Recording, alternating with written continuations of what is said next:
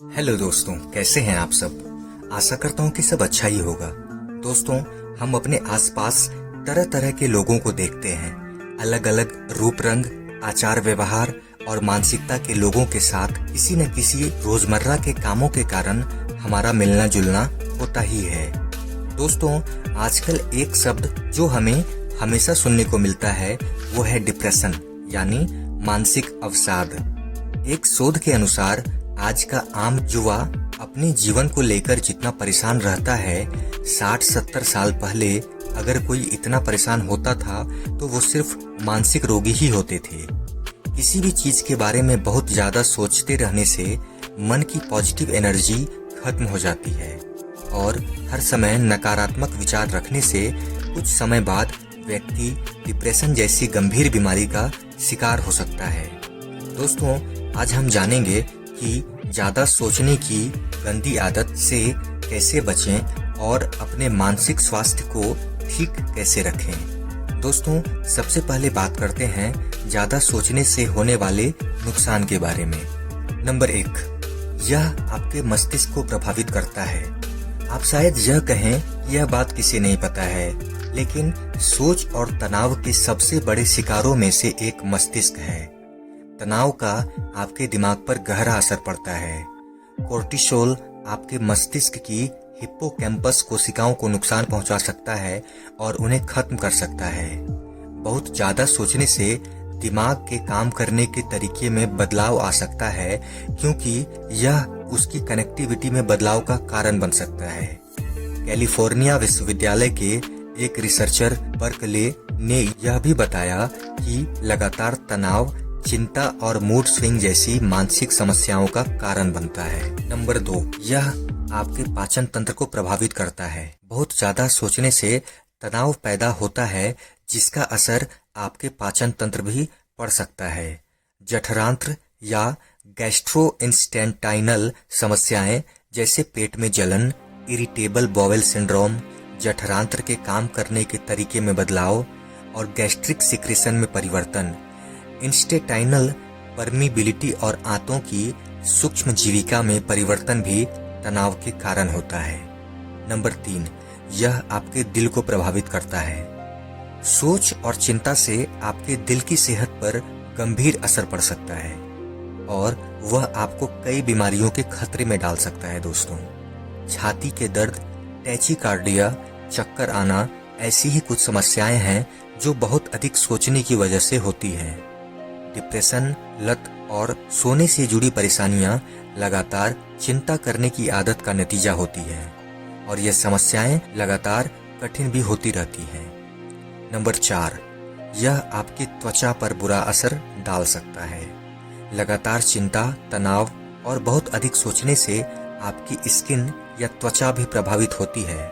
चिंता के कारण भावनात्मक तनाव बढ़ सकता है या यह सोराइसिस, एपोटिक डर्माटिटाइस, गंभीर खुजली, एलोपेशिया एरियाटा और सीब्रोरहाइक डर्माटाइटिस जैसी समस्याओं को बढ़ा सकता है। तनाव शरीर में सूजन का भी कारण बनता है, जो त्वचा पर दानों या पिंपल के रूप में दिखाई पड़ती है। नंबर 5, यह प्रतिरक्षा प्रणाली को गड़बड़ा सकता है। क्या आपने कभी गौर किया है दोस्तों कि जब आप तनाव में या चिंतित होते हैं तो आप अक्सर बीमार पड़ जाते हैं।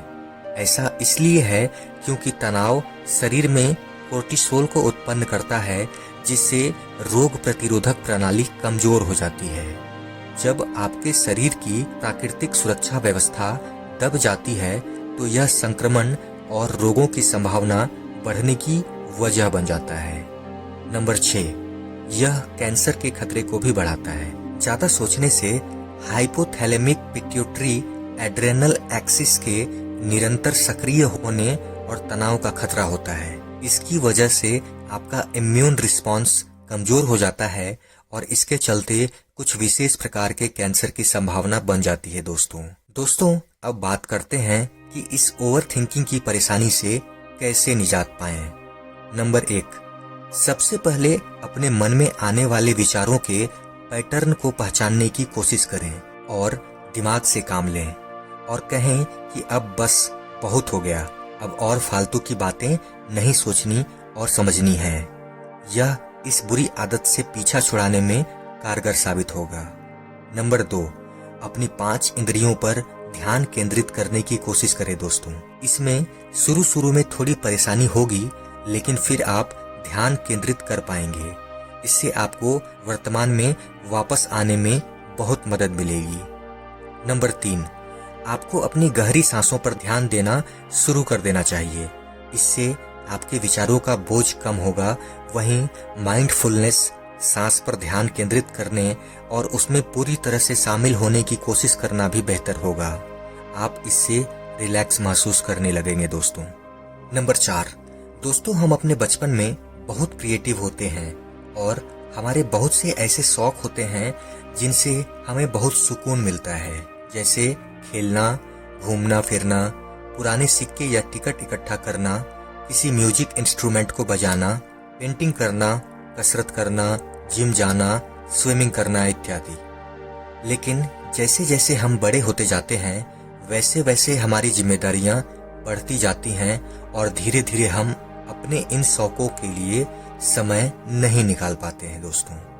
अपने मानसिक स्वास्थ्य को ठीक रखने के लिए ये बहुत जरूरी है कि हम अपने और अपने शौक के लिए हमेशा थोड़ा समय निकालें। नंबर 5, अपने दिमाग को स्वस्थ और संतुलित रखने के लिए अपनी बातों को किसी के साथ शेयर करना भी बहुत जरूरी होता है दोस्तों।